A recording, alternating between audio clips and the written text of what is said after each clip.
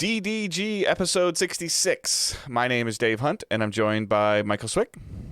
How's it going? Another Tuesday, and it was successful, and us waiting for news, and then news happens. If my schedule holds like this, I think we can get away with this Tuesday, because I think it'd be a mutual day off for both of us, so it gives us a chance to catch up on some things and not either one of us feel rushed coming home from work or coming home from any other activity to be like, oh, I got to record now. So yeah. Our employers just heard that it's a mutual day off, and one of them will screw us over. Yeah, probably. But we are Digital Days Gaming. We are a weekly podcast that releases every Thursday morning at 6 a.m. Eastern Time on podcast services of your choice. If there's a service that we're not on, please let us know. Also, as you can hear, we're recording on Tuesdays. So jinxing aside, it might be safe to say that Tuesdays will be our relatively normal day for recording. And then when I say that, it'll end up being like a Friday or something. But as of now, it's Tuesdays. And we are live on Twitch, twitch.tv/Digital Days Gaming, where we are an affiliated Twitch channel. So you can choose to support us through subbing, whether you have Amazon Prime or direct subs or 20% off for first-time subs, any of that stuff that Twitch is running. We are able to reap the benefits of that. As always, following us on social medias, Twitch, Twitter, Facebook, all those above, and just sharing the show is the best way to help us, along with, if you're able to, or you haven't done so already, leaving a review. Stars and words. Words help a lot. It helps move us up on charts when we post the show, so that maybe more eyes can see the show. So that's always a huge help. So if you haven't left us a review, whether you listen like on Podcast Addict, you can sign in and leave a review. iTunes lets you leave reviews. I believe Stitcher lets you leave reviews. So if you use any of those three services, for sure, you should be able to help us out, if at all possible, and leave a review. But other than that, we are going to get into what is, I would say, the heaviest news that we've had in 2021, and it took a month. Yeah, everyone's back from their holiday break officially now. Like, usually there's like a little bit of delay, like people get back to work like the first week of January, but that first week back, they're not really doing too much to trying to get into the swing of things. So seems like we're in full mode, and it's probably going to keep picking up because, you know, the fiscal year ends in March, so they will have more and more stuff as like this first story. Things get targeted, they get release dates because they have to set that stuff now. So Mass Effect Legendary Edition is now coming out on May 14th for PC, PS4, Xbox One. No PS5 or Series X version, though there will be some benefits if you play using backwards compatibility on those platforms. The big thing with this is we finally got details on what they're going to do. EA's been pretty vague on exactly all the improvements and benefits they're going to do, especially when you're dealing with a trilogy that, you know, changed drastically from game to game. You know, it's really hard to go back to the first one in some instances, and then a second one and a third one. They're all pretty different in terms of how they feel. So some major highlights that I pulled up. It seems like there was like some sort of like virtual press conference that influencers and media got to go to. So there's going to be tons of write-ups that you can find probably over the next couple of days. But some of the highlights that I saw was they redesigned the UI, improved the AI. They added the aim assist from Mass Effect 2 and Mass Effect 3 to Mass Effect 1. The Hero FemShep upgrade that was only available in the third game is now available across all three games. And the character customization is the same across all three games. So you're not going to have to recreate your character each time you load your save in from game to game. It's going to be the same character creator for all three games. Along with that, we're going to get 4K HDR 60 frames per second on PS4 Pro, Xbox One X, and then, you know, the Series and the PS5. And then they're doing what a lot of companies are doing now, and they're using AI to like scale cutscenes and improve their quality, and also improve textures, which are going to receive 4 to 16 times improvement on textures in terms of like the quality and size of those textures. So it looks like they're actually putting a great deal of work into it. Those are just the highlights that I found for it, but there's huge lists that they released, which makes me pretty happy, and the trailer looked pretty impressive. Yeah, it definitely doesn't feel like it's just shoving it onto next gen, which is what a concern was. It's like, okay, well, let's just make it available to purchase as a bundle on PS4 and Xbox, and like just add new trophies. Like that's kind of like new trophies, achievements. That kind of has been par for the course for some of these other games. Nothing I can really think of off the top of my head. I mean, other than like what they did EA with like Mario, the Burnout. yeah, and what Nintendo just did with like the Mario collection. Like it was like, okay, well, just we're making it work on the Switch. We didn't do anything else to it. It just works on the Switch. Yeah, and that's what EA's done with the Need for Speed Hot Pursuit this year and Burnout Paradise Remastered last year or the year before. And then this is just 1, 2, and 3, not Andromeda, right? Yeah, Andromeda is its own separate thing. Okay. Because that's a separate universe. So this is just 1 through 3, which I think everyone will be happy with. And it's going to have all the DLCs. There's like 40 DLCs released over the course of those 3 games. Yeah. I don't know if anyone's talked about like the ending for Mass Effect 3, on if they're just going to go with the patched ending, like the remade ending. I'm assuming that's what they'll do because that's what people would want. Though I think it would be really cool if they like let you pick going into Mass Effect 3. Like, do you want the original Mass Effect 3 ending, or do you want the patched Mass Effect 3 ending? I think that they're going to have to talk about something though, because a lot of people like me, like I've dabbled in Mass Effect like very, very little. And I guess now that I know, as an example, part of the reason I really didn't go back to like 1 or 2 was because like when I started playing them, it was clunky compared to what I'd been used to. So like seeing, some aim assist adjustments being made, maybe some, redesigned UI, it makes it intriguing. The frame rate, the HDR, like that's all things that are, when I know I say it like old game is old, like, well, old game won't feel old. Yeah, it's going to at least feel as new as Mass Effect 3 did. Yeah. Which is helpful because they did tweak the shooting, especially as that franchise moved more from like an RPG with action elements. By the time they got to the third game, it was an action game with RPG elements. It turned into a third. And somebody asked this in our Discord today of like what type of game that how you would describe Mass Effect, and I was like, honestly, it's kind of like The Division. Pre-Division, yeah. Yeah, in terms of like cover-based shooting and some ability, and ability cooldowns. And so, but to your point, like 1 was definitely more leaned more towards RPG, and then 3 leaned even heavier towards third-person shooter with RPG things. Yeah, so it grew and evolved over time. So seeing like them improve some of the stuff in the first game, especially like the physics for the Mako are going to be different. The funny thing that I saw in like every write-up were elevators are faster, because Mass Effect was a long-running joke of how long those elevator rides were. It's just loading times on better hardware too. Like yeah, so that's gonna be good. But apparently they're 4 times faster if we're talking about like on the base consoles, like the PS4 or last gen. And then again, if you haven't really played Mass Effect, I think they were one of the first to have branching dialogue. No, that's been around for a long time. Or branching dialogue that impacted the story. No, that's always been around, but it was like the first like big one to break through in like the mainstream like sphere. It was one of the, like, you remember Mass Effect was on like Fox News and stuff like that for like the character choices and the romances and stuff like that. Mass Effect was like one of the first games to like break through in controversy for that crowd, but also just like it was a huge franchise, so I could see why you would think that it was like the first one to do that, but it definitely was like the biggest, especially for or I guess the one that did it that got the most praise for doing it, maybe is the best way to put it. Yeah, for sure. But this everything that's came out today is good news. Is really good news in terms of them, like you said, appearing to have, I'm guessing, early access to this press event, and then when they release the information, that everybody else gets to release their impressions of what they saw or what they were able to, I'm guessing, see people play.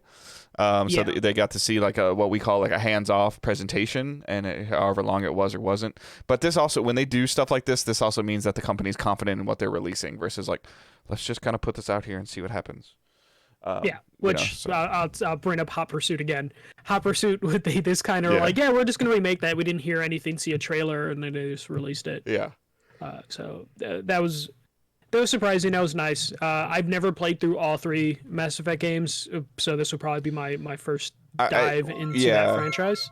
I've dabbled in them, but never like full playthroughs. When I talk to a lot of people that are surprised that I haven't played it, they're like, "Oh, you should go play it." It's kind of one of the and I go back and I try. I feel like I owned Mass Effect 2 or 3, like whether it was a collection on PS3 or something, near the end of PS3's life cycle, and I tried to get into it, and it just felt like sluggish. And I was also my gaming tendencies have changed since then. So this is definitely something that's intriguing to me. I am, and with all the 4K HDR 60 frames, I understand when I say this, but I thought this would have been kind of cool if it was going to come to Switch.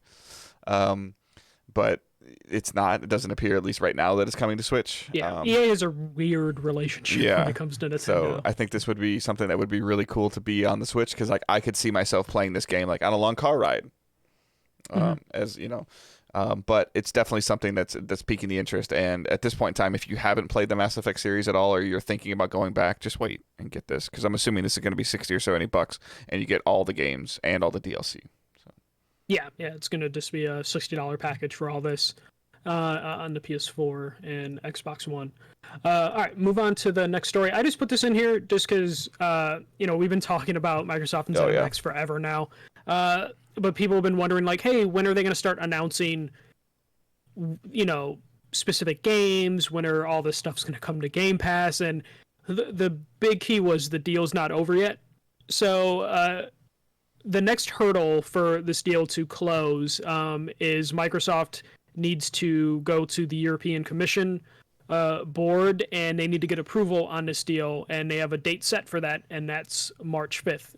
At this meeting, or whatever you'd want to call it, the deal can be approved, which can then speed up or close the acquisition, and it'll be good. Or they can ask for concessions to be made, or they can open up an investigation, which would then horribly delay this deal from happening.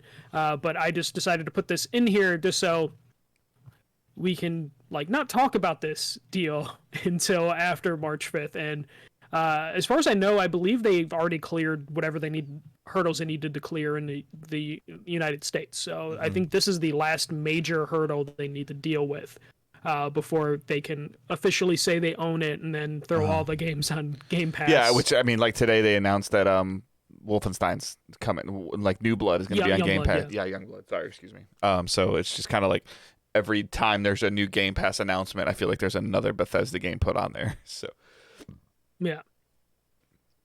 So this, I guess, this isn't weird. This is not like an abnormal circumstance. This is par for the course when you spend $7 billion. Yeah, you spend $7 billion and you're buying something that is an international thing. Like ZeniMax has studios all over the world, which is why they need to go to the EU and get approval for this. So I don't see anything, like I've reading up on it. I don't see anything that would affect this transaction from happening. So March 5th will probably be the last big hurdle we'll hear. And they should clear easily. And then maybe we'll get some kind of announcements through their end of the financial year calls that they have to make for investors. Well, yeah, I mean, we're definitely going to hear what Microsoft's quote unquote plans are for Bethesda, because they're going to want to increase their shares or prove to people that own Bethesda. Because what I don't know from a stocks standpoint is does ZeniMax, if they are or aren't publicly traded, do they become Microsoft, or are they still their own thing? Just owned by Microsoft. So ZeniMax is, I think, had a parent company, I believe, right, that would have been on the stock. So they just get ripped away from that. So we'll hear more about this after March 5th. Right.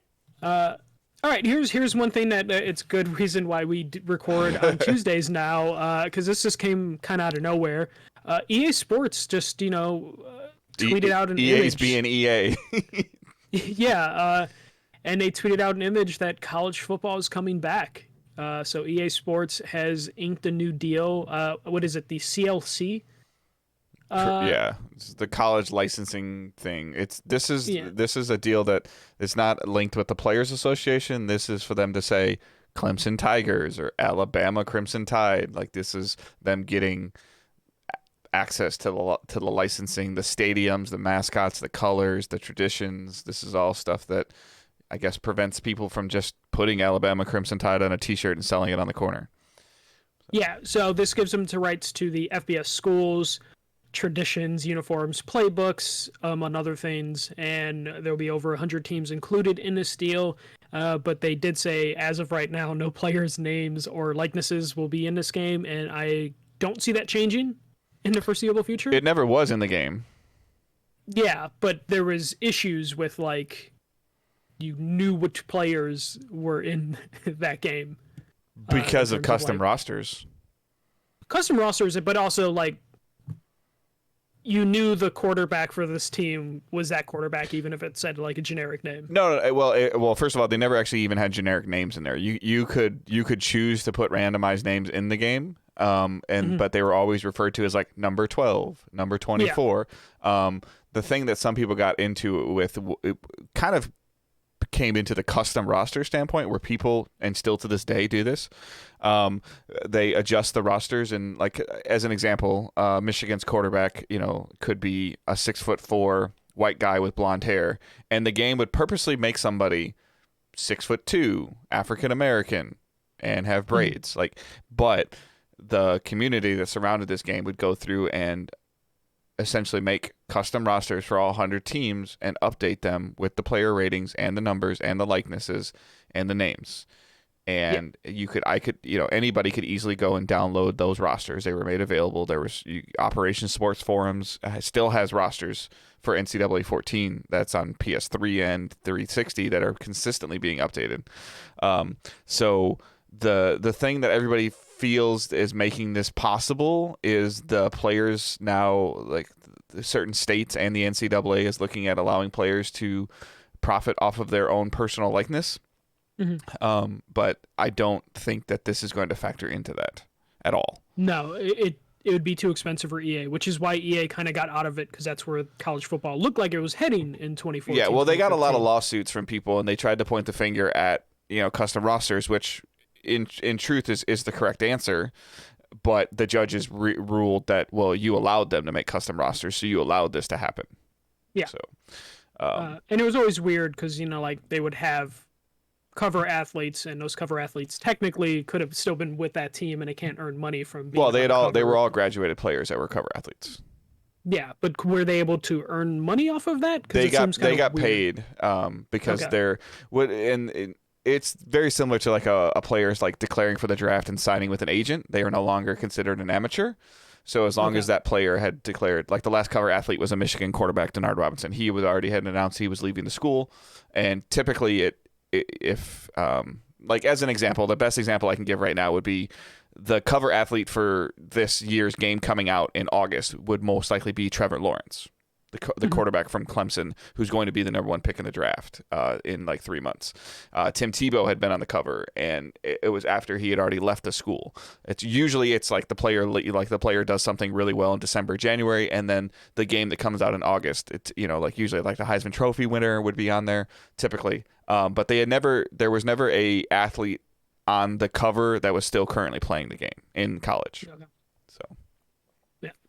But I wonder if they would have to split that money with the school because their school jerseys. It got weird. I think that when I was doing some looking, when I was looking actually up at the next story that we're going to talk about a little bit too, when I was digging into some stuff and trying to see how this worked and how much money was made, I typically the vibe that I got from what I was reading is that a lot of those cover athletes just got a straight check for $10,000 to be on the cover, which is really low. Mm-hmm. If you ask me, in terms of how many copies of this game, like EA was selling, but I mean at the same time, like it's the first thing they're shown before they're even really typically drafted, and they're like, "Here's a check for $10,000." Okay. I don't see players ever coming. It would just be too expensive for EA. Which is why I'll be really curious if the roster thing is there, because if the custom rosters aren't there, people are going to be pissed. Oh yeah, because then it's going to ruin like a lot of people's. No one wants to play with generic players. I wonder, because I know like the College Football Hall of Fame, they could technically make a deal with them and get the Hall of Famers into the game probably and have classic rosters. That would probably be the only thing they could do to get names in this game. Yeah, I but believe. I don't. But you can't get full rosters that way because not right. everyone Like on a roster is in the mean, Hall of Fame. I don't think that they can. It's so weird. Like I'll be very curious to see some of this stuff. Like I don't think that they can adjust or change things to make it correct. Like I don't have an example right now, but if somebody's like a great player at Ohio State and is a sophomore and he's going to be in the game next year, or the game comes out next year and his name is Josh Smith or something, is the game going to be smart enough to, if you sit there and try to make the quarterback for Ohio State's name Josh Smith, like is it going to be like, no, you can't do that? Like, I don't expect that to be the case, because what happens if my name is Josh Smith and I want to play quarterback at Ohio State? Like, that's where it gets into like some really weird issues of how they are or aren't going to do this. Because the coolest thing about this game, this is Madden. Like, let's not sugarcoat this. This is Madden. Mm-hmm. It's going to use the exact same engine that Madden uses, and better or worse. Yeah, whether you like it or don't like it, it's going to use the exact same. The playbooks are going to be a little bit different, but not that much different, because of how much the NFL and college are very similar in terms of their spread offenses and things that they run. Other than like some of the stuff having the option. The offense called the option, not the option to do it, but there, is in there custom playbooks from certain coaches or universities.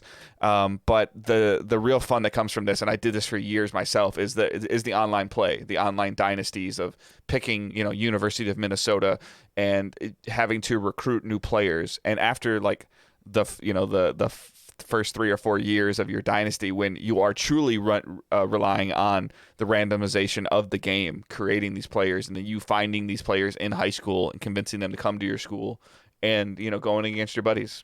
Like, that's where the fun comes from this, and that's where I always people sometimes would accelerate their franchises 4 or 5 years just to get away from that, because then it ended up being, okay, like I really like Temple University, and I'm going to make them a dominant power in college football, in my world, in my life, in my game. And you could do that with recruiting correctly with these random players. But then, it got into the thing of like, well, the USC quarterback is the black guy with braids and he wears number 16. That's what I wear, so you should pay me. That's where some of this problem came from years ago. So. But this is great. This is super cool. Yeah. It's not going to have an attachment to NCAA at all, it appears. It's going to be called EA Sports Presents College Football. Really long title. So, does that mean the bowl games aren't going to be part of it, technically? The bowls? Here's the thing that gets really confusing is like the college football playoffs aren't there. That's what they're called. The college football playoffs are not called the NCAA playoffs. They don't have they don't have an attachment to the NCAA. And I think this is one more nail in the coffin for the eventual elimination in the next 5 years of the NCAA as a whole. Like, the National Collegiate Athletic Association is on its way out the door, and part of not saying that EA making the new game is going to be the final thing. Players being able to make money off their likenesses, and I don't want to go like super deep down to not everybody pays attention to sports as much as I do, but allowing a player at a university to make money off of their likeness because they are popular is needed and necessary. The NCAA's control of situations is unneeded and unnecessary, and this will be the beginning and the end of them. I would imagine EA would prefer the NCAA sticks around, because then they'll just have to negotiate with But they're not negotiating with the NCAA right now. They're negotiating with the CLC. True. So it's weird. Like I said, you could go down a whole thing. Like, hockey uses the NCAA for the regular season, but not for the tournament. The basketball is the NCAA tournament. There's college basketball for other things. It gets really, really weird on how this stuff happens. And I could just imagine, though, EA having to go down the path that they kind of have to go down with FIFA, where you have certain leagues that you can have. Mm-hmm. Like, will EA then have to be like, all right, we have the Big Ten in this game, or that's getting super deep into it. That's going to be the next thing. And for those of you that pay attention to college football, like when I refer to the Power Five, Pac-10, Pac-12, I'm sorry, Big Ten, SEC, ACC, Big 12, they're going to eventually, the amount of money that they generate from television and from doing what they're doing is significant, hence why they played during COVID, they will again, they will be they will slam the door shut on the NCAA, at least from a football standpoint, with, like I said, in the next 5 or 6 years when they leave the NCAA. When those 5 conferences say, you know what, we're done. Like, you're restricting what we can do in terms of, like, if you look into, like, there's stupid money. Like, the University of Texas has its own television network. Like, it's ridiculous. It's ridiculous. The Big Ten network, give the players money, which is the Big Ten network. Well, it goes both ways. Those players are getting education and they are getting paid. It's those ones that sit there and say that they have to eat ramen noodles, or I'm sorry, they're over exaggerating. I have friends that went to college on athletic scholarships. Like, I've seen these facilities, like, they are relatively well taken care of. But yes, I do agree. Like, a player like Trevor Lawrence's caliber, and why he's playing college football, should be able to do an autograph session and charge $50 for an autograph for his autograph. Yeah. And I'm not saying you pay them NFL money, right. but there should be some sort of compensation. It just gets into jersey sales. Yeah, agreed. Should be something they get. 100%. It just sucks though, because you could be like the second string tight end, and you get $5 a day, and then your buddy, that your roommate, gets $500 a day because he's really good. And well, sometimes it's not as easy as that. There's a lot of parameters around it, and there's also like there's potential for humongous recruiting issues. Oh yeah. I mean, the schools with the biggest money, it would just be. Well, but it also could be that go look up. This is before your time, Michael. But go look up Southern Methodist University in Texas. They got the death penalty from the NCAA because they had like somebody like Eric Dickerson go in there, and people were like, why the hell are all these people going to Southern Methodist University? Well, there was a reason, and it was bad. But all right, go ahead. So it sounds like, though, from this news report, it doesn't even sound like the game's coming out this year. It sounds like we're years away from this I would be next year. I'd be shocked if it's next year. Yeah. Like, I just imagine they just slap college football yeah. on Madden. Yeah, okay. Like that's the only thing that they have going for them, though, is that I know I tend to not say this, but it's copy and paste. Like, it's just taking Madden, getting the updated, and I don't know how much stuff has changed. I guarantee you they still have all the assets from all the other college stadiums and the scans. It's like we've talked about, for baseball, and what we're going to talk about here in a second, why other studios haven't made a baseball game, because they'd have to go scan every single stadium. They'd have to go scan every single player. And EA still has the scan of University of Michigan stadiums, Ohio State stadiums, Clemson stadiums. Like, they just might need to tweak them a little bit, which is different they than added a jumbotron. Right. Okay, we'll throw that in. Which there. is different than having to entirely rescan a stadium. Yeah. So, especially with COVID still a thing. All right, so let's just jump into the next story. This was hilarious to me, because every news article I read was like, oh my god, MLB The Show is coming to Xbox, even though Sony announced this in December of 2019. But we did get some news out of MLB The Show. Some weird news. Like, there's some stuff in here. It's pretty weird. I'm happy more people are going to be able to play this game, 100%. Obviously. I think Sony did a weird flex, by the way, but that's fine. Yeah, they did a lot of weird little things with this stuff. I just want to make sure I have the release date right. Yeah, April 20th is correct, and it's a month later than normal. Okay. Xbox was showing March 30th on their images, and someone was like, "Where'd you get that image?" Like, Aaron Greenberg was posting an image that said March 30th, which I'm assuming was the original release date, and then they pushed it a little further. Okay, so as stated before, this is coming to Xbox One and Xbox Series X. Last gen is going to be $59.99. Current gen will be $69.99. There is no upgrade path from last gen to current gen unless you buy the collector's edition, which gives you access to both. I don't have a huge problem with this right off the bat, because cross progression is the thing. Yeah. And then the major thing that I saw was cross-platform play within the same ecosystem and generation. So PS5 can play with PS4 players and Series S and X players, but they can't play with Xbox One players. I'm gonna reach here, and I feel like this is a Sony issue. This has to be, because, and the reason I think it's a Sony issue is because we talked about the trophies being kind of busted between PS4 and PS5 in terms of like seeing that. So I think for some reason there is something that's preventing a PS5 player from playing with an Xbox One player. There's something, which is weird because here's the thing: Xbox Series X people can play with Xbox One people because they're in the same ecosystem. Yes. So there's some weird stuff happening here. The box art was revealed as well. Fernando Tatis Jr. Tatis, sorry. I never fully learned how to say his name because the Sox have passed with this guy. Yeah. It's a bummer. So he's going to be on the cover. Nice PlayStation logo on that box. That's the weird flex. They're going to do that. But I still think that's the weird flex. So Minecraft doesn't put Xbox Studio yet. Okay, yet. I think that they will. I think Microsoft will. But I don't have a problem with Sony San Diego being on there.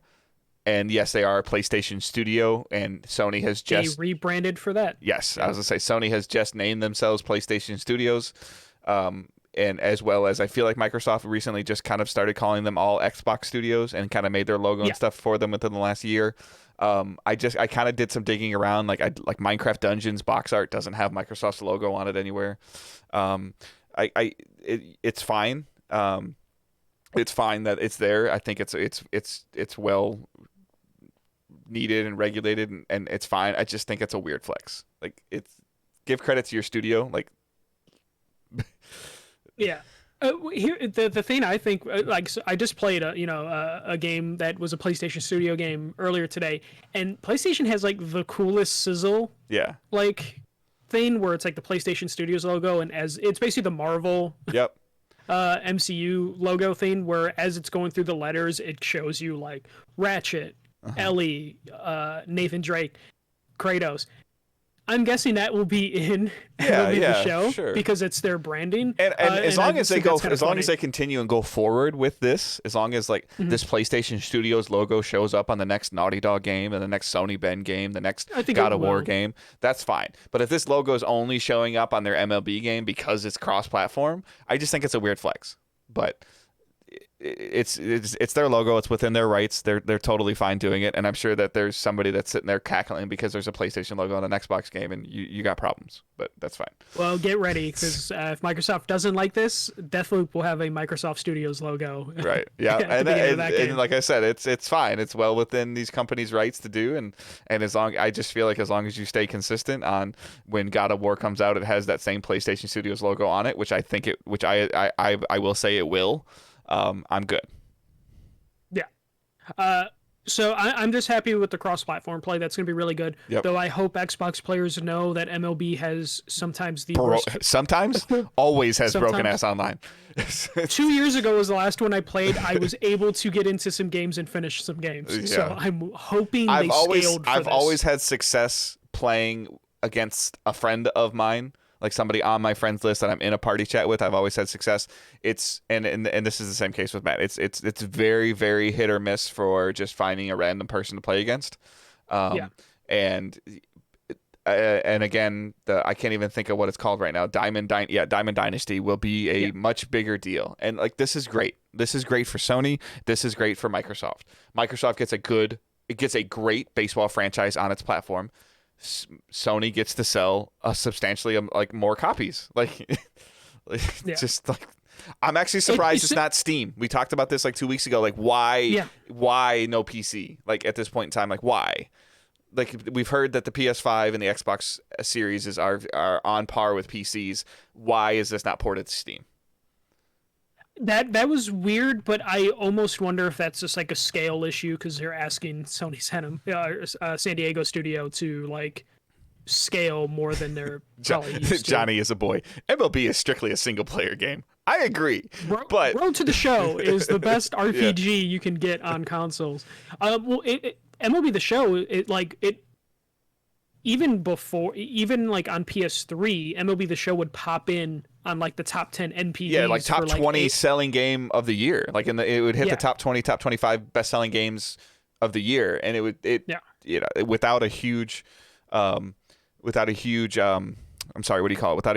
install base or following like a God of War or Uncharted. For a sports game to do that, FIFA would always sell well, but we would always hear about the microtransaction standpoint of it from FIFA doing. But this MLB was good does good, and that was always great. This software sells hardware. Like this MLB had the similar attach rates to like Gran Turismo at one point in time. Like this sells hardware. Personal opinion, this will hurt hardware sales for Sony because there's only so many pieces of the pie. Like before, people would buy a PlayStation console for MLB, just like and because but now the option of an Xbox player having the option to play this game on their system could potentially have the reason less of a reason both ways though. So yeah, it's I don't know if it'll hurt them significantly, but it at least gives players the choice of like, especially now where consoles are still hard to buy and they'll probably still be hard to buy in March, where someone who's like, oh, I really want to buy the show, they'll now have the choice of like buy an Xbox or a PlayStation, whichever one's available is what they'll go to.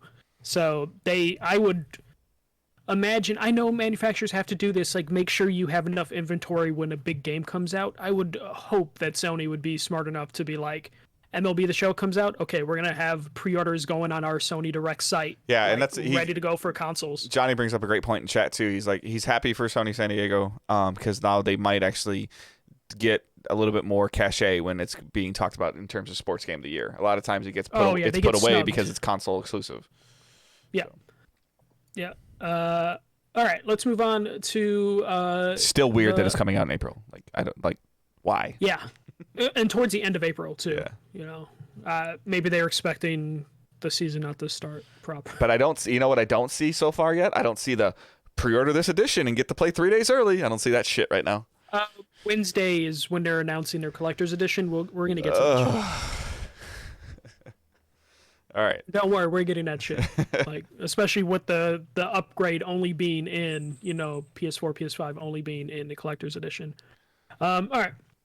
So, in the least surprising news that we've had in a while, Google is shutting down its 2 studios for Stadia.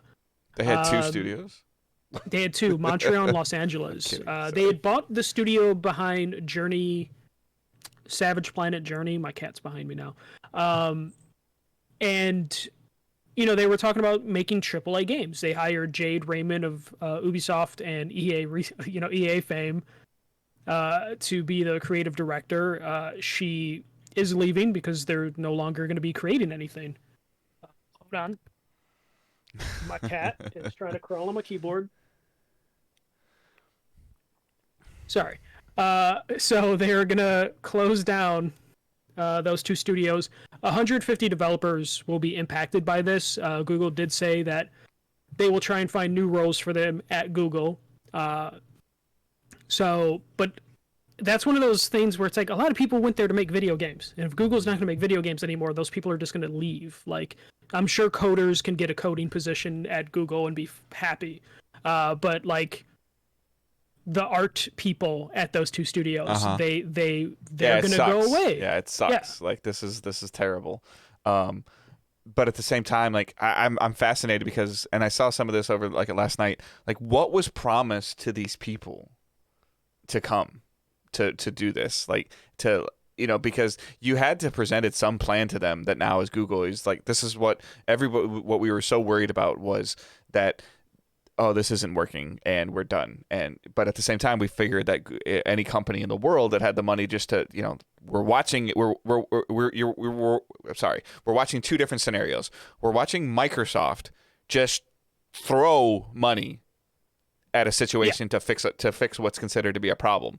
And we're watching Google try to make a brand new platform with a terrible business plan and promising something to people to get them to come. And I'm sure that these people and these employees that came, certain ones of them got contracts and they're getting paid regardless because they poached them from another developer to come and to do this. And now you're pulling the plug on it. And the reason you're pulling the plug on it is because your subscriptions aren't sustaining enough money to pay for the bills to make these games. That's why. So like the best thing I saw, I believe it was Jeff Grubb said Google right now has 120,000 employees. Like they employ 120,000 people worldwide. Ubisoft, a game studio, employs 16,000 people. So more than 10% of their of their like employees would need to be hired up for them to do what they wanted to do and make like AAA games. Like, and Google was never committed to doing that. Like, they were going to give it a shot, but like they weren't going to go. And then they also didn't make it easy for third-party developers to put it on your product. Like, everything we've heard was it was expensive, it was hard. But what we're hearing rumblings from other developers, it was expensive, it was hard. We don't know if it was if the return on investment was good enough. And then initially when Stadia was rolling out, they're like, oh, this will be easy. The developers, and I'm paraphrasing, but you just give us one copy of your game and we put it on the cloud and everybody plays it and it's the most current copy of the game. Bullshit. Yeah. Well, so it sounds like their strategy now is to not make video games. They are going to. My cat is like stuck on my desk right now, and it's hilarious. So it sounds like they were now going to shift into just relying on third-party deals. Like, they only want to do third-party deals to keep Stadia alive because they're not going to shut Stadia down. But I don't know if that means that they weren't really seeking big third-party deals before, and now they're going to. And this cat is just being really annoying. Here, hold on. That's the second time this cat's like tried to jump on me. So, like, they were pursuing third-party deals, but they didn't really seem to be putting much effort into it before this. And I don't know if we're gonna then see them like just throw money at it to get other deals. But like right now, like, Ubisoft gave them their best chance. Like, Ubisoft was like part of their beta, and they had like Assassin's Creed running on it, and then they had all these great games on it, and then Uplay, or whatever they're calling it now, Ubisoft Connect Plus, like the subscription service was they tried to add it to Stadia. Like, Ubisoft was like, we believe in this, on top of the fact that we believe in putting our games on every single thing humanly possible, and it's helped them in the long run. But I don't have a desire to play a game that might run better, but if my internet's not working that day, it's not going to run better. No. The best thing that Stadia had for them is Cyberpunk was running well on Stadia. Like, that was like their best thing to happen to them last year. But even that didn't move the needle because Cyberpunk was still like a trash fire. They were offering. I almost pulled the trigger on it because, like, I was like, well, I eventually want to play Cyberpunk because and this is before I knew it was broken. I go, Cyberpunk costs $60 or $70 for me to buy on any platform, and if I buy it on Stadia, I get the whole package, like the Founders Edition or whatever you want to call it, the controller and the Chromecast, and I'm like, that's essentially free. And right now in my mind I'm like, that would be a great platform to have because eventually the plan is for them to release exclusive content. Well, apparently not. Yeah. I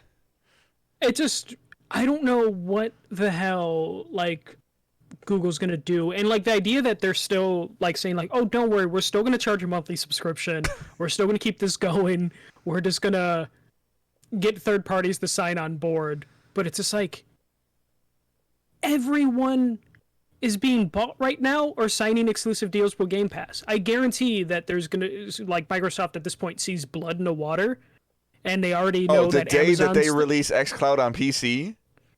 Yeah. And you could just tell somebody that has a Stadia subscription, you can use that controller and log into the Microsoft Store and give them $5 for this month and have 140 games that you can play. What? Yeah. Like, at this point, like, I would imagine that Microsoft, because they're still competing with PS Now, and they're still competing with now Amazon, because Google's left, basically. Yeah, just license your tech. Yeah, that's basically what they're probably going to end up doing. When they say they're looking for third-party publishers go to Sony and license your tech, so Sony has some type of cloud-based thing, because PS Now ain't it. Sony spent a lot of money on I know, Live, so that's fine, keep but I'm that just going. in front. But you can mix PS Now with whatever Stadia technology they're using. I wouldn't be surprised they go out to like Ubisoft and is like, you have kind of a big library. You want to turn, your Uplay Plus into something else. Yeah.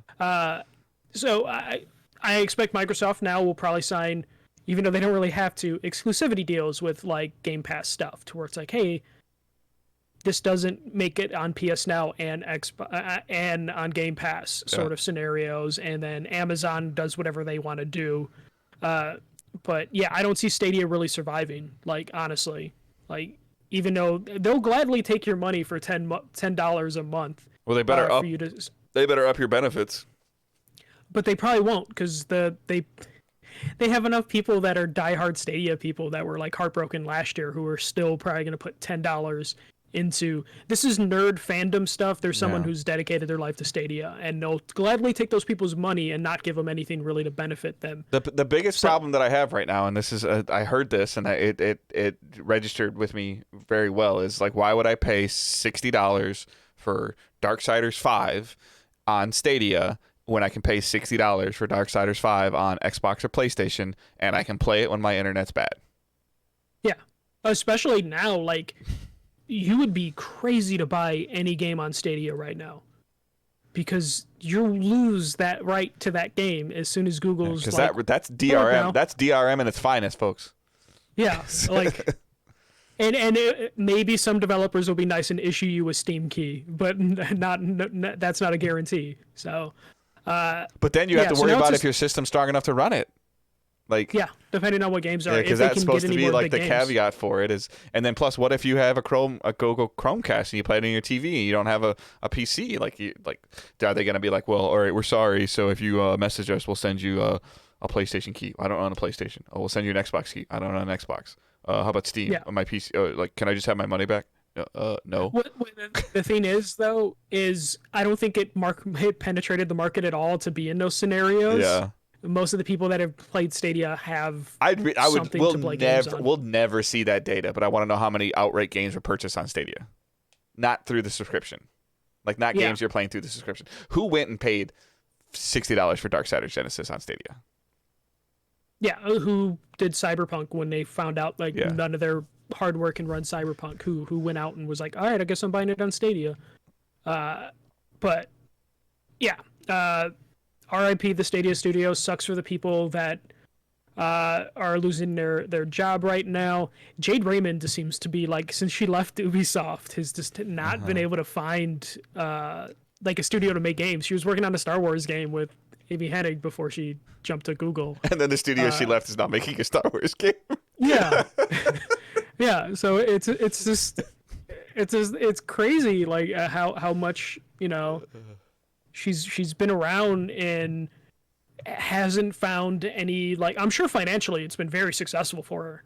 I wonder if she had a conversation with Julian Garrity when he was making like The Crew and laughing like, hey, I'm making a Star Wars game, you're making The Crew. And now Julian Garrity's sitting over there going, hey, you went to a company that doesn't even make a platform anymore, and I'm making a Star Wars game.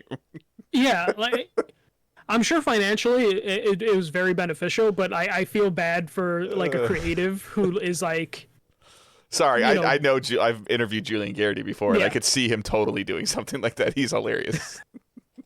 So I guess we'll see what happens with her. Google just bought a studio last year. They bought the Savage Planet studio last year. Alex Hutchinson's studio. Well, and then the bigger question, not to cut you off, I'm sorry. What happens to that studio's IPs? Like, they're owned by Google now, so if somebody else wants to make a game, another Savage Planet game, like, do they have to like get the publishing rights from Google? You would hope Google would be too big and powerful to even give a shit. All this means is THQ is going to own all their IPs. Yeah. Right now, THQ Nordic is like chomping at the bit. Excuse me, sir. Like, Mr. Google. Do you want to remaster that game from a year ago? That's it for news though. Google Stadia is. So you put it in here, Catharus. I feel like Google has no one to blame but themselves. The service works really well, but it has not come to all devices yet. Missing features still, and I read that a lot of the developers didn't want to work with them because it was too expensive. So some of those points will be touched on, but I just wanted to, I feel like in a certain situation, like the tech works really well, but even like somebody in our chat, he lives overseas, I know, and he says it doesn't work at all. So and with data caps and all that sort of thing, like this game, like I think it was like 20 hours ate up like. I don't feel like somebody would go into a store and again we talked about this months ago. Like I never saw Stadia in a store, which is part of their terrible business plan. But working somewhere, you walk into like a Best Buy or a Target or Walmart, and you see Stadia and you see PlayStation, and you see one that costs $80 or $100 or whatever it cost, and one that costs $500, and then you ask the person, well, that one requires internet connection at all times, that one doesn't. Like, I understand that the price comparison is huge, the price difference is huge, but the risk is higher. Yeah. All right, let's move on from the news. All right, what we're playing and watching. You want to go first? You want me to go? Yeah, I can go first. So for me, I took a little notes. I know we have one game in common. So I beat Titanfall 2. Finally, finished that up. Really enjoyed that campaign. See why people loved it. I was gonna hop into the multiplayer, but I was like, I'll just play Apex Legends. So I downloaded Apex Legends for my PS5. Did it give you any more desire to go back to Apex? I know you've been taking a break from Apex. That's basically what it did. Is it made me at least download Apex. I haven't loaded Apex yet, but it made me go let me download Apex. I haven't been in it in a while. Season 8 is just starting up. I'm interested to see how that runs on the Switch, so I might download it on the Switch. And you said the campaign's about 8 hours, right? 6-8 hours? No. It's like 4 hours, 4 to 5 hours. Okay. Titanfall 2's it's a pretty short. Okay. Yeah, Titanfall 2's campaign is like 4 or 5 hours. So it was a real slow burn. It was just basically me playing like an hour and a half a night for like 3 nights. Then I got the platinum in Astro's Playroom. I needed to get space on my PS5, so for stuff to delete. And so Michael can't delete a game till he platinums it. You heard it here first. Well, it was one of those things where it's like, let me delete Astros, and I checked the trophies list, and it was like I only had like 5 hidden trophies. So I pulled up a guide, got the platinum in that. I really loved Astros. Like, I made my game of the year list last year, and I didn't put Astros Playroom in like my top 10, and I probably should have. Like, it's definitely one of those games where it was like, it was really good. I enjoyed that so much. I need to play it, and actually I probably should just sit down with Owen and play it. Let Owen play it or something. Yeah. Is what I need to do. Yeah, so. It definitely have fun with that. And then before we recorded, I actually played Destruction All-Stars. I played the tutorial and 2 online missions. I'm surprised how much I liked it. Like, it's only two like they did a random state of play like 4 days ago out of nowhere. And kind of went. They didn't do our idea. Yeah, it kind of went into like a deep dive on it, and I watched bits and pieces of it. I need to play it. I want to play it. I want to check it out. Just didn't have a chance to download it yet today. So. Yeah, I downloaded Destruction All Stars, and I just downloaded Control just because I'm like, I never did all the side stuff, so I'm gonna replay Control. But Destruction All Stars, the gameplay is actually really fun. The driving is really smooth, fast, responsive. The controller works well in terms of that haptic feedback, that rumble works really well with that game. The outside of the vehicle stuff is pretty cool. It's kind of scary. So it's like it's a destruction derby. You have your car. You can hop out of your car anytime before it explodes. On the map, random cars will be loaded into the area that are empty. So if you bail out of your car just in time, you can then just hop in one of those cars that are waiting for players. Each character has different abilities, and they also have a special car that if you collect enough either it's your point total or it is collecting the crystals that are around the map. You can call down your character's specialty car, which has its own special abilities, but otherwise you can just use all the random cars that get dropped in the map. It's just mindless fun. It's the perfect sort of. Do you see this as a community thing of 6 or 8 people in a party playing the game? Yes, I could totally see that, cool. And especially because the learning how to play takes 2-3 seconds. You know, awesome. The tutorial is a couple minutes long, but it's get in a car, smash other people. That's it. Or at least for the game mode that I played, there's I think 4 or 5 other game modes. That's great. That's great to hear. So, and it's perfect for Plus then too at the same time. Yes, and I think this is key for PlayStation Plus games is if you're launching a multiplayer game and you get on Plus, you will find a level of success. And I played probably within 30 minutes of it dropping on the store today. So the servers held up. I don't know what it's going to be later tonight as more people download it. So you're saying it's Rocket League, Fall Guys 2.0 style? Yeah, I don't. Okay. Yeah, I just hope it has the depth there. Because again, this is only me playing a couple matches. They'll do seasons and microtransactions and emotes and car. I think I saw car emotes or something or car. Something. yeah, the customization stuff's there, and I saw a bunch of different currencies that I could Yeah. earn or probably purchase. So there's stuff there. I just need to play it more to find out if there is like staying power Awesome. with that. But as a PS Plus game, I think it does a good enough job to where it's like I was interested enough to download it, and I'll probably put a couple hours into it before deciding if this is going to be like my Rocket League or Fall Guys. Awesome. Though this did remind me, I hate whoever decided to put voice chat in the controller. I saw Chandler tweet about this today. I fucking hate that feature, and I forgot about it because I haven't played a multiplayer game on a PS5 since like the first week. Sounds like people don't know their microphone's on, which is what you were worried about. So yeah, when they first announced this controller, you're like, "That's bad." Yeah, as soon as you like get into a game and there's 16 people in the lobby, it's just chaos, and then you have most of the people screaming, "Mute your fucking controller!" And it's just people listening to music, people having very personal conversations. And like, thank God I remember to mute my microphone. But it's super annoying. Just do what I do. Anytime you log into a PlayStation, just start a party chat, and then you don't have to worry about in-game chat. I might have to do that and just keep it private so no one joins me, and I can just play well, my games. They can't join you unless you invite them in the new system. Oh, perfect, great, yeah. Because dude, it was so annoying. Like I'm just listening to like mumble rap and people cursing at each other and saying horrible things, and I'm just like, damn it, like. I don't want to turn the audio off on my controller because fucking game sends audio to the controller now more than ever. So outside of that, really enjoy Destruction All Stars. I'll save the last thing I'm playing because it's something we both played. So in watching, I'm watching Sarah play Red Dead Redemption 2. She was just looking for another game to play, so she hopped on that. It's a lot more entertaining to watch people play Red Dead than actually play Red Dead, at least for me, because I really could never get into the controls in Red Dead, which is why I skipped 6 hours into it. Which is weird because I really enjoyed Red Dead Redemption, the first one, but I don't know why they changed the controls enough in Red Dead Redemption 2 that made it like not as fun for me to play. So I'm watching her play that, playing it through backwards compatibility on a PS5. Mm-hmm. So getting the benefits of those load times is great because that was a 2-minute load game, and now it's like less than 30 seconds. It just dawned on me too because you literally mentioned two of them, and we didn't even talk about it. But PlayStation Plus is great for February with Destruction All Stars, the Control, the PS5 version, and then Concrete Genie, which is a game you love. So yeah. So I just wanted to go over that really quick. Sorry. Yeah, no problem.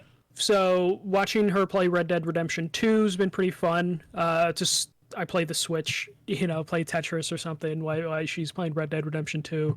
And then this past weekend was the Royal Rumble. Great Royal Rumble. I was really worried about this year's because no crowd in the Royal Rumble just seems not as fun. But they did really good storytelling in both Rumbles, which was surprising. It's nice that they don't do like 6-hour shows anymore. Like the shows are like 2-3 hours, which is really nice. Mm-hmm. I think the Royal Rumble ended up being like 3 to 4 hours, which is perfect for me because I don't like doing 6-hour shows anymore. I actually think this is like the best they've done with like piping in crowd audio, like the fake crowds. I didn't think about no fans again. Yeah. So. Yeah, they did a really good job with like piping in. So they timed it really well. When you slam somebody on the mat, they actually make noise versus like them making noise after the slam on the mat. Yeah, and also like picking like which people they want to boo and cheer, which has been kind of off. And just trying to recapture like the countdown in a Rumble. Anytime the timer gets to 10 seconds, the crowd chanting. Oh the buzz. Sure. So they did really well for that. So really enjoyed the Royal Rumble.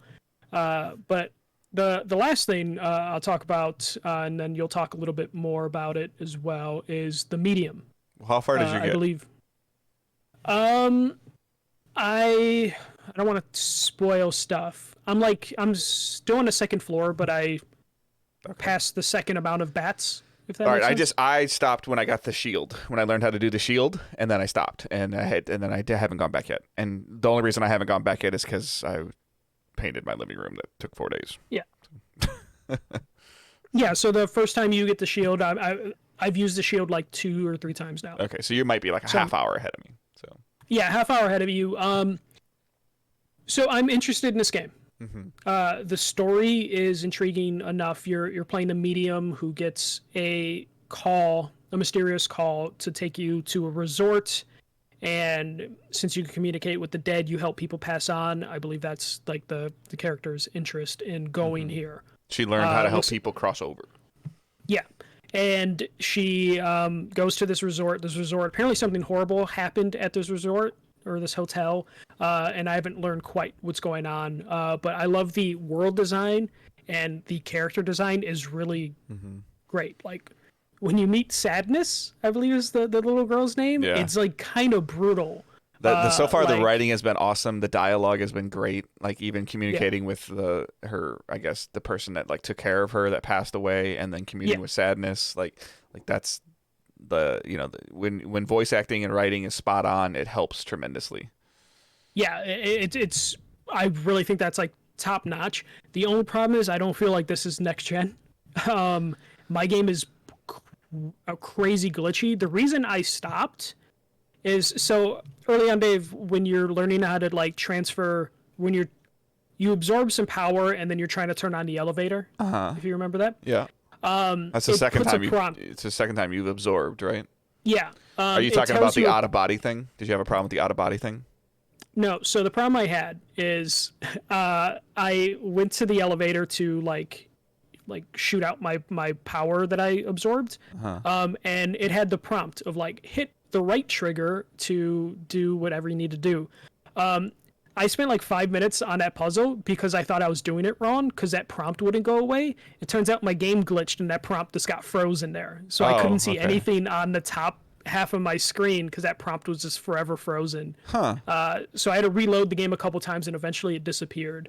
That's weird. I've also had some issues where some of the cutscenes, there's like little pixels that are popping up that I don't know if those are just broken effects, but I get like little rainbow pixels that are popping in the game. So like textures aren't popping properly. So the game's got an uphill climb. You're playing it on your X, right? My Series X, yes. Yeah. And the game, and there's no like graphical things I can do, so I can't change it to like performance mode or anything like that. No, so, I haven't. I didn't see either of those things happen, and I play on the inferior version of what you're playing on. I know it's driving me crazy because like, I would say maybe like skim through my Twitch replay and see if you see any of that stuff, because you know me, I don't really notice that stuff sometimes. I definitely didn't have a problem powering the elevator. Like my whole thing was prompts are just stuck. So yeah, like that didn't happen. So yeah, I feel so I got a question to ask you. So when you're outside of the resort and you were looking for the thing to help you open the door that you took out of a car, do you remember that? Yeah. Okay. Yeah. Was the car there? Like, did you find it right away, or did you have to explore a little bit and then you're like, that wasn't there before? I kind of felt like I had that because I went all the way to the end of the drive-through, and then I was walking back, and then I was like, oh, why didn't I look at that car right away? Yeah. Like, I couldn't remember if, like, I missed it or it wasn't there. Or because Johnny is in chat, and he was also in the stream, he was saying that with the game controlling the camera, they may have not let you see it. Yeah, they could definitely be doing some like cool little things to, which I think is annoying but interesting at the same time. So yeah, the only reason the only reason I think it is next gen, and again I saw something that somebody's like, well, we've been doing this for years on other games, is the when you're in the medium form, when you're doing something different, it splits. And it's live on the screen. Like it's not like you go back and forth. Like there's a way for you to go back, but there's a point in time where you're controlling two characters at the same time in two separate worlds. And that's the part that I feel like could be the only reason that this isn't on Xbox Ones. Is the ability to process the information. Yes, I'm aware that like I played Mario Kart split screen, but like and that's different. Like it's rendering two different types of like worlds with a certain level of detail that like definitely feels like that is like next gen. It's just I've just been having like weird visual glitches, which I is just want to like kind of annoying. We've never like been in each other's houses, but like I'm not going in your house between your like your PS4 hard drives and your hard drive's not working on your PS5 and your Xbox stuff. Like I'm just not going in there. Yeah, it was just a weird your thing. internet Though, when the wind blows, like your internet, like that's just Comcast. Well, I will say I haven't had any issues with like my PS5 in terms of like the external drive really. Yeah. Like in a while, which is nice. I think they finally fixed that. But as I say that, something will probably break today. Michael's gonna tweet a picture out of his hard drive like blurging. Like yeah, it's just gonna explode. But yeah, I'm still going to continue playing it and hope things get a little better. I don't mind like the little graphical glitches. They weren't super distracting, but it was just like, why was it a little, the world is fascinating. What the story that they're hinting at is in terms of like the way they've been teasing stuff it's got some really, really good writing in it. Like I played it on Thursday and then I started the project for painting my living room Friday, Saturday, Sunday, Monday, Tuesday. So. Yeah, and this definitely is going to be one of those games that'll probably be a slow burn for me. I know it's like 10 hours, but I'll probably only play like an hour or so every other night. I think I played like 2 hours or 2.5 hours, interacting with chat a lot. Like, so it was a pretty interactive chat. And I was like, okay, I'm at a comfortable point where I can walk away, but I'm super, like, I'm going back. Like, I'm super intrigued by what happens next. And those are the kind of, and like I said, I've been feeding for something different, and this is different, and nothing like jumped out and scared the hell out of me yet. So. Yeah, there hasn't been anything quite like that just yet, and like I don't know, just the character design is so good. Like when Sadness first popped up, like and her character, like I was a little funky on her base form, but her medium form she's amazing looking. It's cool looking. Her arm, it's so cool. So yeah. What have you been playing outside of medium?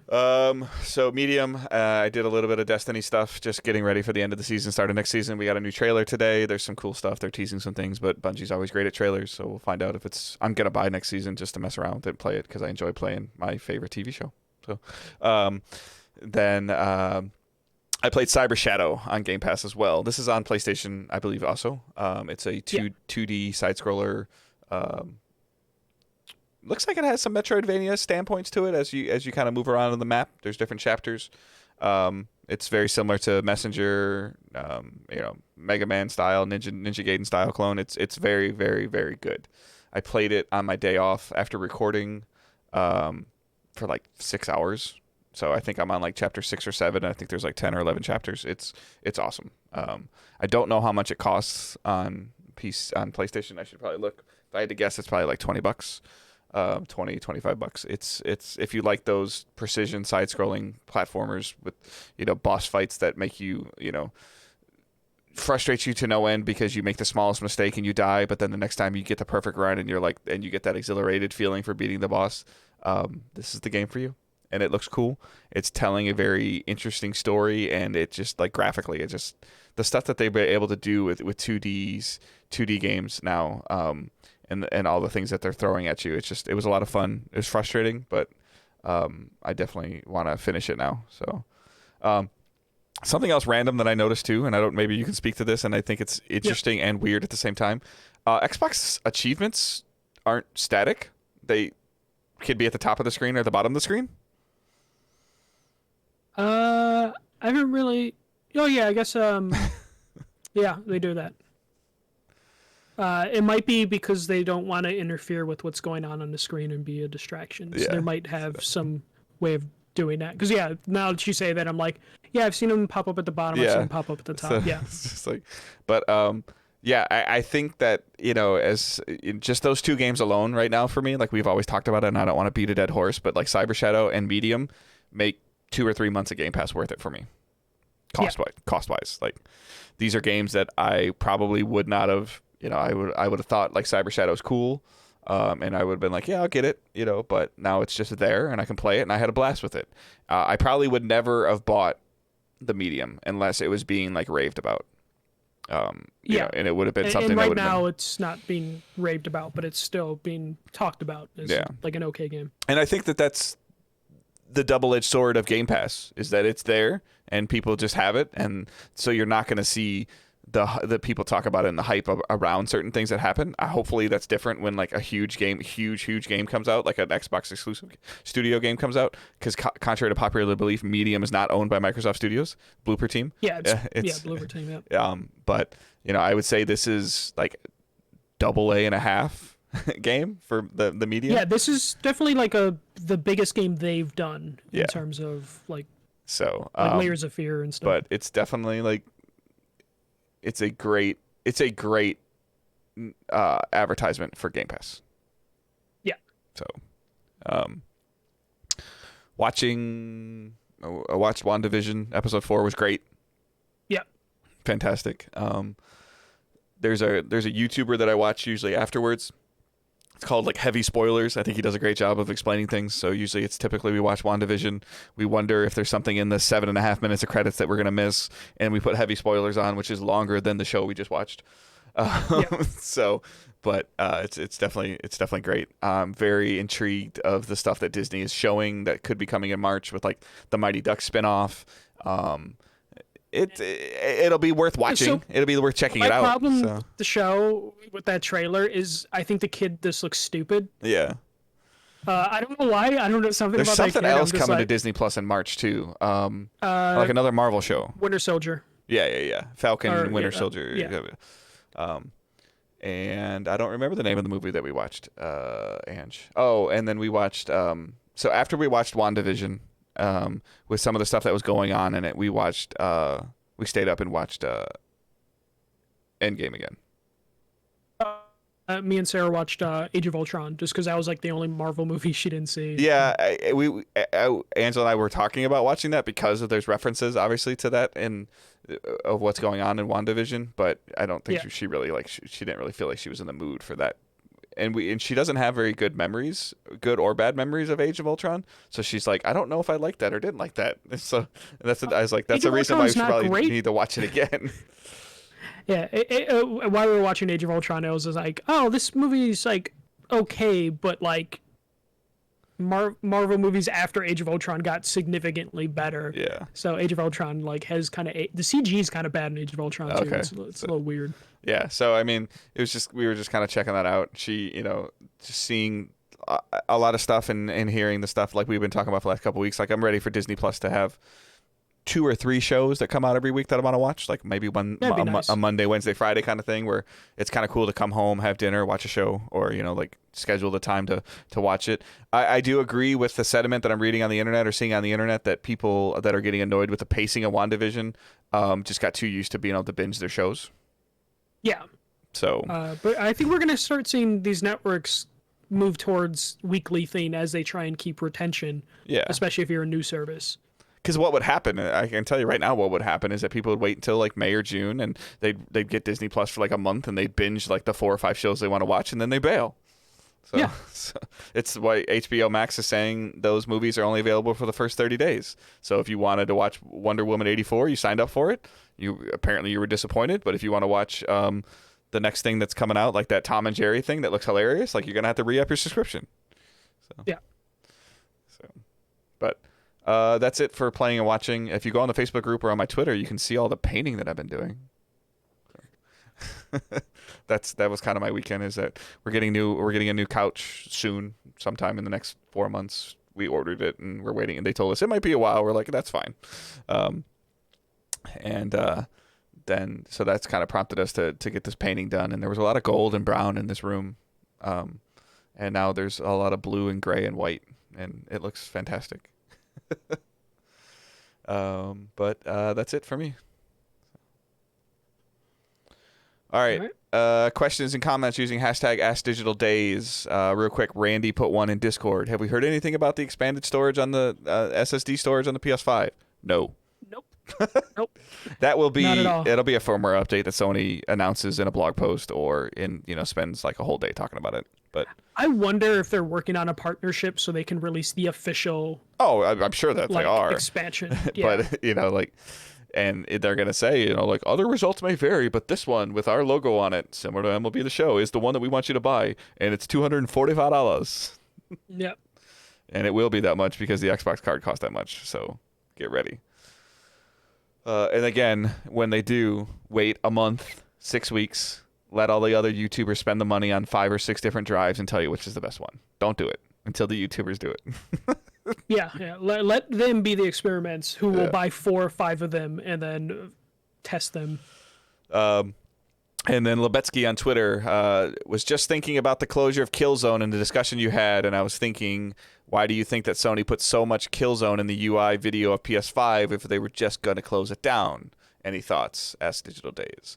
So Prestige. he's referencing like a couple weeks ago, Killzone or Sony shut down the Killzone.com website. And then when we saw like the UI, there was like the UITs for PS5, there was a lot of Killzone references to that. And I think it was just to mess with people. Yeah, I mean, unless that new studio that we talked about is working on a Killzone because they're going to work on an existing franchise. But why do you kill Killzone.com? Maybe they're just going to move everything because like now they have game pages on PlayStation.com that will send you directly to that. That's the only thing I can think of is that new studios working on something Killzone related, though I don't think that's happening. And I don't hate Killzone. Behind me is a Killzone helmet. Like I like Killzone. I just don't see like money for Sony in that unless they're going to swing for the fences. I don't have faith in Sony's ability right now to make a first-person multiplayer shooter. Yeah, I have faith in them to make really good single-player games. Yeah, no, first-person multiplayer shooter. Like, I mean, other than maybe Insomniac with Resistance. Yeah, I mean, I would rather see Resistance come back than. I agreed, but I mean, at this point in time, like I mean, I agree with you. But what studio has a pedigree to make a first-person shooter for Sony right now? No one, unless this new Santa Monica team or whatever, the San Diego team. Was it San Diego or Santa Monica? Either way, their new team that they're building on from scratch. Maybe they Guerrilla's 100% on Horizon, like 100%. Like, yeah, and they killed the second Guerrilla studio, the one who made Rig. Yeah. Guerrilla Cambridge, yeah. So I just it's the same problem that I like. Let Sony knows what they do well. They make great third-person story-driven games. Like that's what they do. They make a fantastic sports game. God of War is third person. Ghost of Tsushima is third person. Last of Us is third person. Uncharted is third person. Infamous is third person. Know your role. Know your niche. Stay there. Keep doing great. Yeah, like until you can show me that you make a great first-person game. Like. Yeah, that would be the only thing I can think for that new studio. Mm-hmm. Like that would be the only studio I would say they can try a first-person shooter. They can try Killzone because they don't make anything else. Ultimately, realistically, as we're talking about MLB The Show being on multiple platforms, if you want to see a multiplayer shooter become do well, you can't just put it on Sony. Yeah, you need to put it on multiple devices, especially. And now we're hitting a point where if you have a shooter, it has to be free to play. Mm-hmm. like unless you're Call of Duty, it has to have an aspect. Well, Call of Duty has a free to play version. Yeah. So Destiny has a free to play version. A $60, Valorant. Like those games. Like the Valorant community is just astounding to me. Like the patch days for Valorant. It's like, oh my god. And it's fine. Like I feel like Overwatch 2 is going to have some type of free to play aspect to it. I think so too, or it's gonna have a very low entry point. But I have a feeling, it's gonna be free to play or something. Yeah. So, you got anything else? No, that's it. All right. Thank you guys so much for hanging out. Those of you hanging out in the chat, we appreciate it. Those of you listening and sending us comments after you listen to the show, it's always appreciated. Again, if you could leave us a review, that's super helpful. Super, super, super helpful. You can follow us on Twitter at Digital Days Pod. You can follow Michael at the first MJC 1ST. You can follow myself at Good Dave Hunt. Join the Facebook group. Join our Discord channel. Links are in the show notes. Awesome conversations going on in there. Along with multiple things coming cross-platform. Being in Discord will be very important because that'll probably be the easiest way for us to communicate. Destiny's going cross-platform. MLB The Show is going cross-platform. Call of Duty is cross-platform. Rocket League is cross-platform. Among Us is cross-platform. I believe. So just like that, joining Discord will be the easiest way for us to, if we ever decide to party up and group up in a game, it's a good way to find out. If we're playing Destruction All-Stars and we're in a Discord channel, it's easy to know that we're in there playing versus us having to make sure that everybody in the DDG community is invited to a certain party chat, because I'll always miss somebody. I miss people in my Destiny groups all the time, so it's a pain. So patreon.com/digitaldaysgaming, $1 tip jar, $3 Discord access, $5 24-hour early access to the weekly show, and $7 is the monthly bonus episode, which we just released. It is a deep dive into Spider-Man, Miles Morales, and Spider-Man PS4, PS5 remaster. So, but other than that, that is all that I have. And I hope everyone has a great week and you keep moving forward. Don't be a dick. See ya.